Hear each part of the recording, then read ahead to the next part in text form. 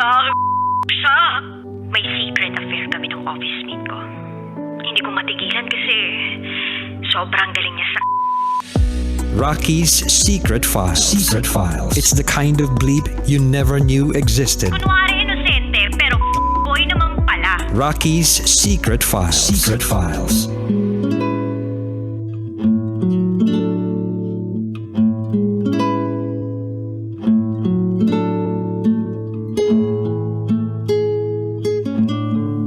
And we're back.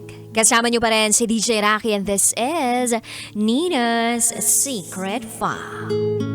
Si Nina na sinabi sa kanyang asawa na isipin mo na lang, napatay na ako. Dahil pumunta siya ng ibang bansa at hindi na bumalik pa sa piling ng kanyang mister. Well, ang sabi naman niya, mali yung ginawa niya. Pero mas mali kung ituloy daw niya ang pakikisama sa kanyang asawa pero ang nilalaman ng kanyang isip at puso ay ang kanyang ex-lover. Pero bakit ka nagpakasal in the very first place kung hindi ka pa pala nakaka-move on? Charot with harot. Anyway, pakinggan na natin ang mga kabisyo natin nag-share ng kanilang mga thoughts, comments, suggestions, and violent reactions. Ito po ang sabi ng ating kabisyo na si Darwin Russell. Nina, sorry pero ang selfish at unfair mo. Buti pa nga hindi nagloko ang asawa mo. Paano kung malaman ng mga anak ninyo na hindi na talaga kayo maayos ng kanilang mga magulang? Aantayin mo pa ba na lalaki silang broken family? Sorry, pero mas kakampihan ko ang asawa mo, from Darwin Russell. Base lang naman sa pagkakaintindi ko sa secret file ng ating kabisyo na si Nina, mukhang malalaki na ang mga anak niya. Mga anak nila rather.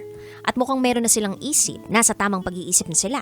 So malamang sa malamang, alam na nila kung ano talaga nagaganap sa tunay nilang pamilya.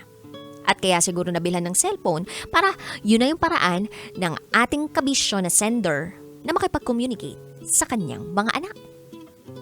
Anyway, ato naman ang sabi ng ating kabisyo na si JP Babasa.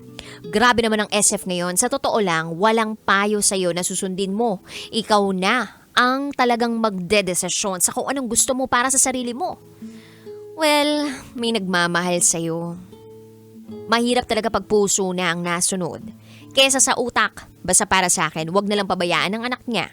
Ibuhos na lang at ibigay kung ano ang gusto niya at pangarap niya para sa mga anak niya.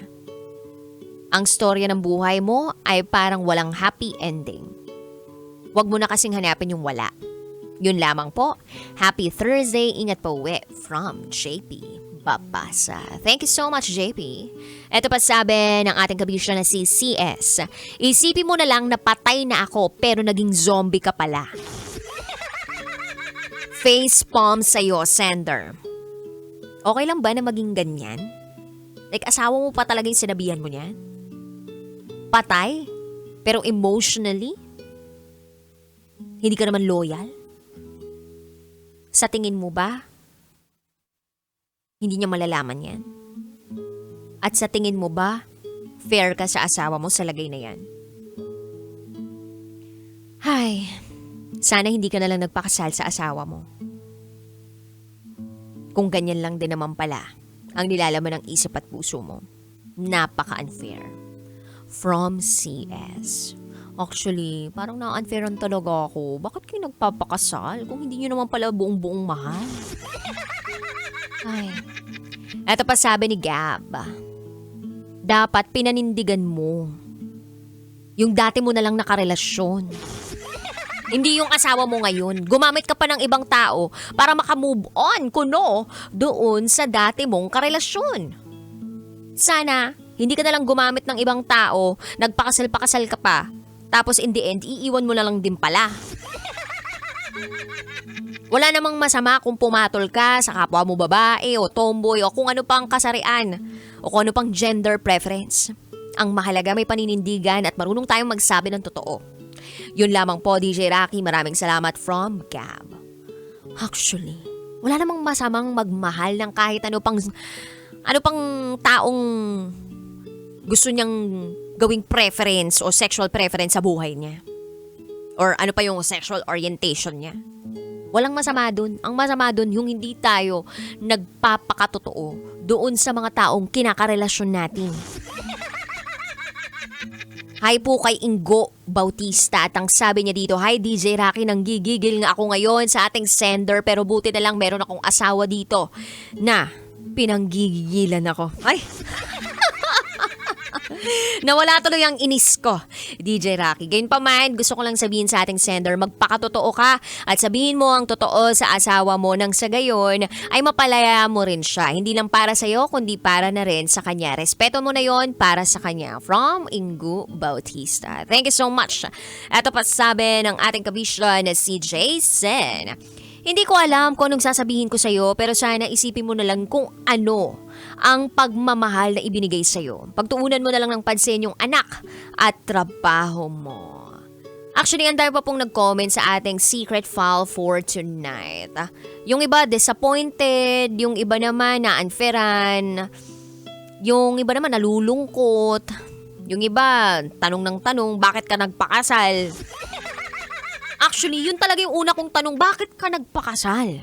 Anong meron dito sa lalaking to na nagpadesisyon sa'yo na magpakasal sa kanya?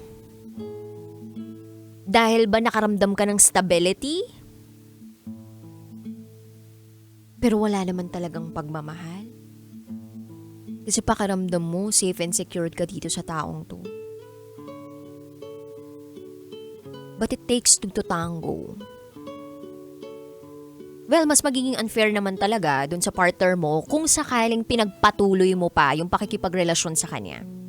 Pero alam mo, kabisyo, ang pinakamagandang maisusukli mo sa taong tunay at tapat na nagmamahal sa'yo, hindi naman yung pagmamahal din mismo eh. Hindi yung pag-aalaga, hindi yung pagtumbas ng kung ano yung ibinibigay niya sa'yo. Hindi eh. Ang pinakamagandang maibibigay mo dun sa taong yun na nagmamahal ng tapat at totoo sa'yo ay ang pagiging totoo mo. Ay ang pagsasabi mo ng totoo. You can always appreciate that person. And you can show it through telling the truth. Na kahit masakit, pero alam mo na posibleng gamitin niya yung katotohanan na yun para masagot yung mga tanong niya sa utak niya. I am very sure, kabisyo Nina, na itong asawa mo, araw-araw, gabi-gabi pa rin nagtatanong sa isip niya. O napapatanong pa rin siya. Siguro kapag nagiinuman sila ng kumpare niya, ganun. Ano bang mali sa akin? Pangit ba ako? Bakit ako iniwan ng asawa ko? For sure may ganong episode yan. At kung kaya mo namang ibigay yung sagot sa kanya, ibigay mo na. Ano bang mawawala sa'yo kung ibibigay mo yung sagot sa kanya? Ang laki na nang nawala sa kanya, oh. Hayaan mo naman na magdesisyon din siya para sa sarili niya. Nung lumayo ka, umalis ka ng bansa para makapagtrabaho dyan sa UAE. Yung desisyon na yun para sa sarili mo. Para sa ikabubuti mo. Para sa peace of mind and peace of heart mo. Sana makagawa ka rin ng desisyon na may malasakit sa naging asawa mo. O technically asawa mo. Hindi naman masamang magbigay ng malasakit eh. Hindi rin naman masamang magbigay ng respeto. At hindi rin naman masamang maging totoo. Mabigat yung pinagdaraanan mo. Mahirap yung sitwasyon mo. Lalo na't magkaiba yung tinitibok ng puso mo. Pero sana, makagawa ka ng paraan para maibigay yung nararapat para sa asawa mo. para meron kayong closure kung tawagin. Nakapagbigay ka na ng panahon sa sarili mo. Sana ibigay mo naman yung totoo sa asawa mo.